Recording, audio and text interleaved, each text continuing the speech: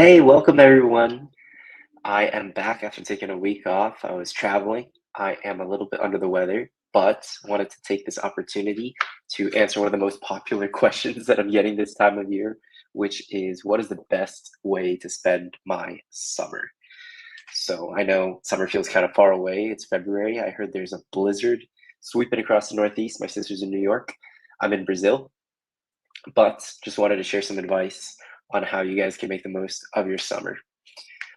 We got one viewer joining in here. Welcome, first viewer. Let me know where you guys are tuning in from so that way I can better tailor my advice and help you all. Again, I've done this, well, I've only done this once, but I've guided hundreds of students through this process and just want to help you guys make the best decisions possible as a young person in this tumultuous time. I also have my iPad pulled up to the side. I might be looking to the side as I pull up some notes. But yes, thank you guys so much for joining. We have two whole viewers. I know February is pretty slow. Soon, decisions will be coming out in March. It's going to be a crazy April. I believe students have to make their decision on where they want to attend college by May. And then, yeah, before you know it, summer will be here. It'll be the fall. You guys will all be chilling like villains. Okay, so what is the best possible way to spend your summers? I'm curious. What do you guys think? Also, let me know if you're a 10th grader, if you're an 11th grader, if you're a 12th grader. That will help me offer better advice. But I've just been meeting with some sophomores and juniors, and they keep asking me this question. And the answer kind of just depends on where you are at. I'll wait a few more minutes for people to join. But yeah, let me know what works best for you guys. I know there's also some students who are thinking of transferring. So if you're thinking of transferring, we can help with that too. Just let us know. Okay, so I guess I'll just kind of dig into it on the side. Let me see if I can share my screen.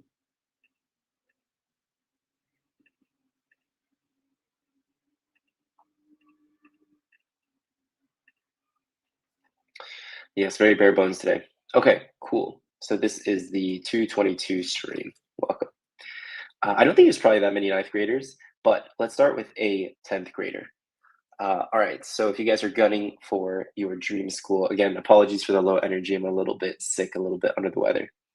If you are a sophomore right now, one of the best things you can do for both sophomores and juniors, even more important for juniors, but for sophomores, the way I would think about summer is you want to do like three very high quality initiatives.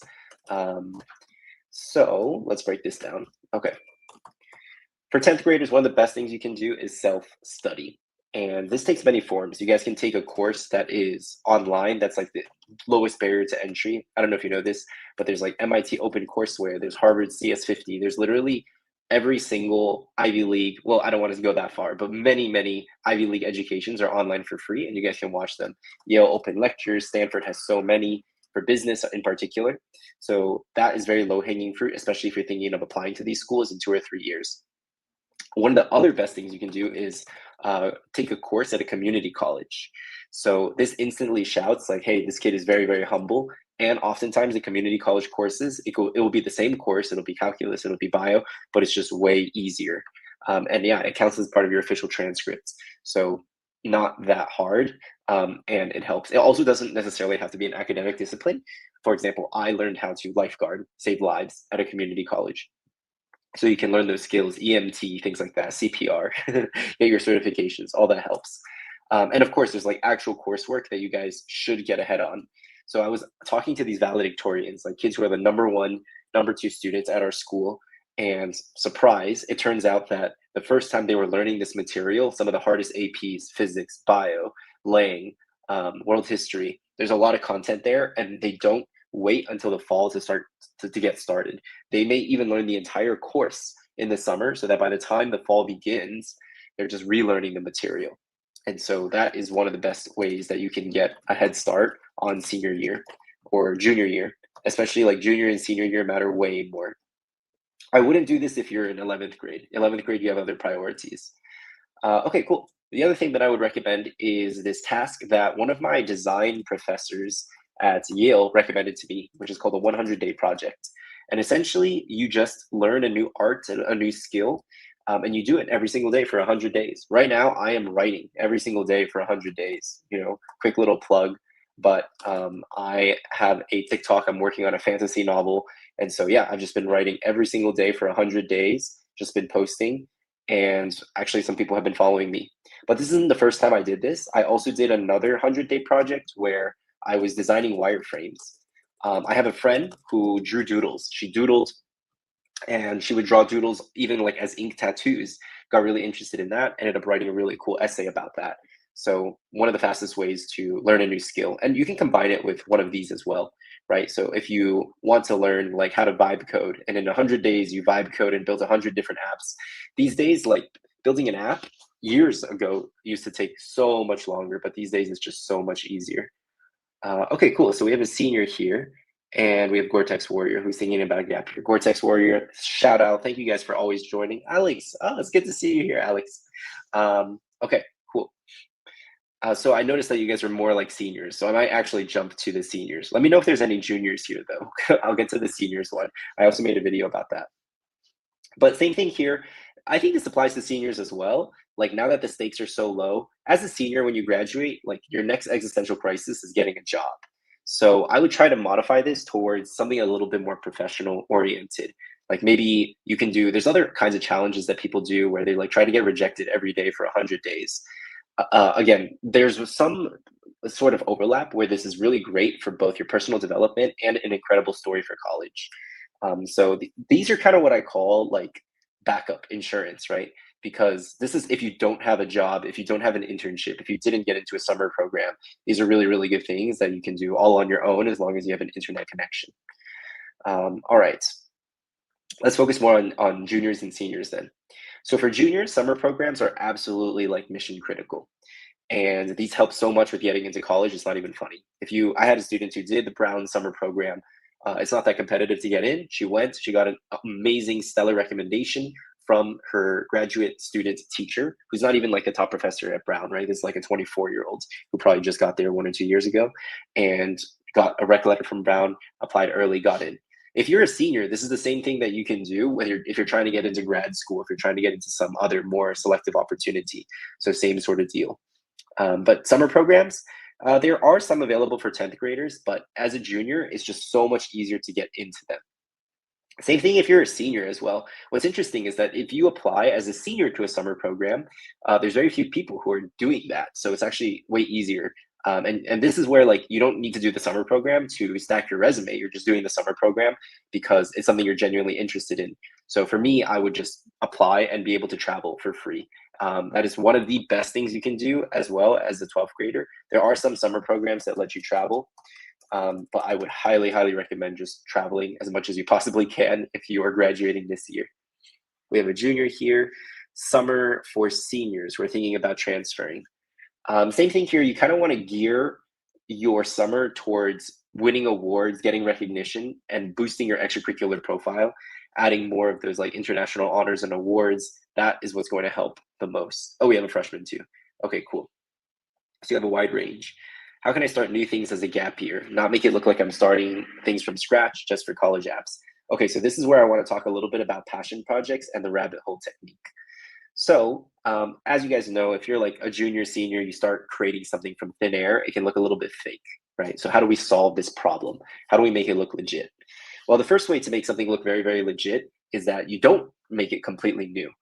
You actually say, I've been a part of XYZ org for 3 years, and now I'm creating a new small initiative within this larger organization, right? That makes it look way more legit, especially if like somebody recommended that you start this program or create this initiative.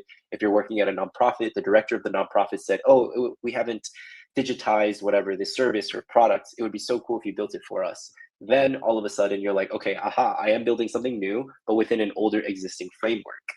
So that is one way to make it look like you're not just, creating random projects out of thin air to look good for college, but you create like a story and a justification behind that. Then what you do is whenever you do like a passion project, you always want to make sure, this goes for sophomores, juniors, seniors, you always want to make sure that your recommender also legitimizes your passion project. So that means that they write about this passion project. It can be something as small as, I had a student who baked, 500 cookies, sold them all, and donated it. I had another student who also did something similar to baking. He baked like 30 different kinds of protein bars. And this ended up being a really cool story he wrote about when he was applying to Brown and Stanford and he got in. But what's really key is making sure that your teachers also know that you did fun, wonky stuff like this, and then they can write about it and mention it in their rec letters. Again, whether you are a 10th grader, a senior, we go into grad school, these rec letters matter so, so much. It's not even funny. And what's really, really key is that you want to make sure that at least like a huge chunk of the letter, 30%, sometimes 50 or 60% is about who you are as a person. Not just, that you're a smart kid. We can tell whether you're smart or not just looking at your transcript in 30 seconds. But what really matters is like, what is their character? Do they have initiative? Things like that. So that's where the passion project becomes like a secret key to a very good and strong rec letter as well. And what you want to do is whenever you have updates like this, you just keep sending updates like this or this. You keep sending updates to your teachers every at least every 2 or 3 weeks. Cool. So the rabbit hole technique is actually something a little bit different. This is where a lot of students are like these days, like you need research in order to get into a top school, especially if you're studying STEM. I think I mentioned this on a stream 2 or 3 weeks ago, but I would say 10 years ago, yeah. How many kids had research, independent research? Less than 30%. Now it's like 80% plus. So you want to do some variation of research, and this is where you can combine something like this. Let's say that you start to get very, very interested in medicine, right? I know there's so many Asian kids who like medicine, international students who are interested in STEM. That's too broad. You need to get very, very specific. Okay, instead of medicine, you might think, I'm actually really interested in biochem. Actually, I'm actually really interested in the biochemistry of red and white blood cells. Okay, now we're talking. So pick something very, very specific and niche. And then after you do this, I want you to read and just consume content like crazy. Like read 10, 20, 30 articles, read books, watch lectures, because you're going to have to write about this, trust me, when it comes time to apply to college. And they're going to say, why this major? Why are you interested in this? And then pair this with your dream school. If you want to study medicine at Harvard or Yale, you can say, look, I literally read 10 different Harvard PhD, MD, PhD grad students' research on this topic, right? That's why I want to attend Harvard or Stanford or whatever. So this can be done pretty quickly, actually. You can do this in about 20 hours, which is not that long. That's like 1 week in your summer. Very, very quick. You could even do this your senior fall, but I wouldn't really recommend it. All right, the other thing I would recommend doing is working a menial job. That's really great if you're a junior. If you're a senior, I would try to work a professional job. That's better. But if you're a junior, working a menial job is one of the best things you can do for getting into college. I have just heard it so many times from so many different admission officers. It instantly communicates humility, you're down to earth. A lot of these older guys, sometimes they had to work a menial job to support themselves through college. So they really respect this. It turns into some of the best essays imaginable. So working a menial job, if I had to design the perfect summer, it would be to do this, absolutely. Do the summer program, work on essays at the same time. And honestly, this is enough. I would probably do like 2 or 3 different kinds of summer programs. This is what I did. When I was applying to college, junior to senior year, I worked in my parents' Chinese restaurant. The summer program I did one at Harvard. I did one at Salamanca in Oxbridge. And then I also did another experience where I was on a Boy Scout trip. But the beauty of this is that all these trips were very short. This was the longest, I want to say 4 to 6 weeks. This was 1 week. This was 1 week. And this was a couple weeks as well. And some of these programs, by the way, are very, very easy. And like I did one at Cornell, it was not intensive. And so you can work on this summer program and do this at the same time. That's what I did when I was in between sophomore and junior year. Between junior and senior year, I just worked like crazy. I was like, I need some cash for college. So I worked at this tennis shop, which was really funny. And it was the easiest job of all time because I just sat in this shop and they paid me to watch tennis. And then I cleaned the courts and everyone was really happy. How does research happen? Like cold emailing PhD students.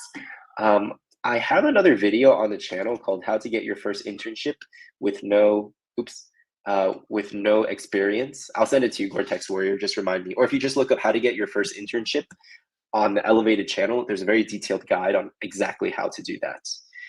All right, so you're going to the Army, took a gap year, pretty standard stuff. Like many students have to participate in the army, Korea, Singapore. So it's something that they're very familiar with. Okay, let me pause a little bit and see if you guys have any questions.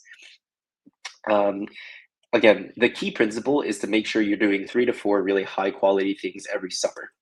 And you also want to design your summer in a way that you can get really cool stories, right? That doesn't mean that you have to spend 1,000 hours to get a cool story and to get a cool essay. Sometimes 10 hours is enough to make a cool story or essay. What do I mean by that? This student who spent 10 hours baking 30 different types of protein bars, experimenting with different ingredients, then he wrote about that. I had another student who his family makes yogurt, very different, like a specific kind of Indian yogurt. And so he turned into like a food chemist, experimenter, same thing over here. He spent like 10 hours doing something very wonky. It's more important to do something like wonky, unique, than to spend like, oh, I spent 500 hours doing something really standard. Standard stuff is like working on, I don't know, robotics or medicine. I mean, that's not going to hurt you per se. The best case scenario is you have both. If you're like, oh, but I also worked as a car mechanic fixing engines at Firestone. I also, just for fun, decided to design I saw this MIT like maker portfolio student, and he created a umbrella that flies and follows him around, right? So literally there's many college admission questions that will ask, or if you're getting interviewed for a job, they're going to ask you, tell us about how you blaze your own trail, something, where you can tell a story about how you're curious and original and creative at the same time. Okay, we'll keep this, we'll keep this stream pretty short. I think starting in March, I will come back to editing your guys' profiles and essays. But I'm trying to get a better gauge on demand and what kind of problems and questions I can solve best for you guys. I'm not sure if obviously editing essays at this time of year is probably not the most helpful. Okay, then again, there are some kids who are thinking of transferring. But yeah, keep us in touch. I have students who attended Columbia or U Chicago and then a really, really great school, top 10 school, but they didn't love it. It wasn't for them. So they thought of transferring. We can definitely help with that, or getting your first internship, things like that. What about research? That's a pretty extended topic. Again, we have a video on our channel called How to Get Your First Internship. And it does cover how to get research internships and opportunities as well. So just check that out. I may attach the link. It's a longer video and I spent so much time on it and nobody watches it. But it's so useful. It's everything I wish I knew, and it helps answer a lot of these questions for you guys. Yeah, biggest problem is my EC list academics. Again, it's all about pushing your ECs to this category of how can I make it truly unusual and or world class and or have impressive, irrefutable results. You don't need all of them, but it's good to pick one and just start chipping away at that. For me, I was really good at being unusual. Like I was breakdancing, I learned 4 different languages. I didn't do that because I was trying to check this box. It just kind of naturally happened. And then I just thought to myself, how can I get good at this? How can I get top 10%, top 5%, the best in my school? How can I make this more fun for myself, right? What are some of my future goals? And so that's how I created a very unique brand. Like it's very rare for Asian boys to say they want to become diplomats, but that's exactly the kind of niche that I carved for myself to help me hit this one as a low income Asian dude from Miami. Should we have one-on-one meetings with people who got into Ivies? Yeah, actually, we're thinking of running a podcast, guys. This is super duper hype. I can't wait to make this happen. But starting in April, we're going to be visiting Harvard, Yale. Let me know what other schools we should visit, MIT, Columbia, and we will be interviewing students and asking them to reveal their entire profile. Not just that, hold your horses, but also their admissions file. So I don't know if you knew this, but every single student, when you apply to an American university and you get in, the admissions officers are required to hold your file and write down comments and show you those if you request to see them. So that would be really cool. And you guys would want to ask questions to them live. Okay, that's a pretty cool idea too. Why not? I'll definitely keep thinking about that. But we'll be doing these longer form interviews. Would you guys be interested in that? Be honest, let me know. Again, we make all this content for you guys. I'm from India. My background's quite backwards. I do have an ongoing research. Cool. That's great. Again, you just have to make your research super legit. There's research is a spectrum, right? Like publishing it on your own on a website is research, it counts. But an even more powerful form of research is I was a first author. I presented at this conference. I won a prize for my research. So you want to keep swimming upstream and climbing up that pyramid to show that your research is very legit. So sometimes people may wonder, is the research legit or not? Same thing with an investment in agriculture. What you would need is just impressive, irrefutable results. If you're like, my $10,000 investment in agriculture has saved 100,000 lives, it's grown all these crops. That's what people want to see, both in a college setting and in the real world, right? Like if you go to your LinkedIn, you want to have a LinkedIn that says, oh, Kevin has generated 10 million educational views, right? His company has made XYZ profits or revenue. That's what gets people's interest peaked. So these aren't just principles for college, but when you guys are trying to get a job in your next existential crisis after college, it's all the same principles. Okay, guys, any other questions? I'm here to serve as your virtual big brother, helpful resource. And I'm trying to think if I should do a stream next week. If you guys are all, super jazzed and you have burning questions, we can do it. But typically, I think February is pretty slow.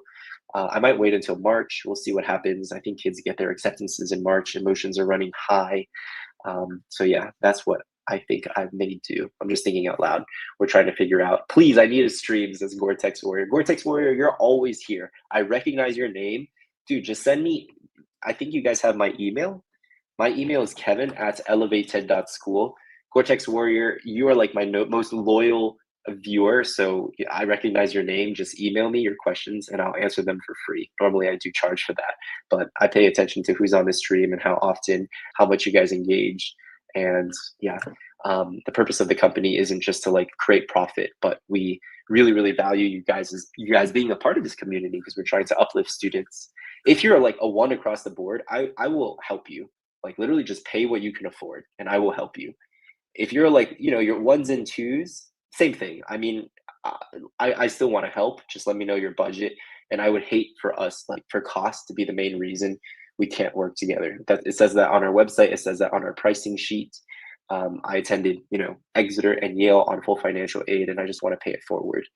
And a lot of the profit that we make from the company, we're just reinvesting it into media. Like this year, we're spending tens of thousands of dollars just growing our media so that we can help more students like you guys. All right. And I'm sick. I'm a little under the weather, but I'm here on a Sunday afternoon. I was like, I missed the stream last week, so I gotta help you guys.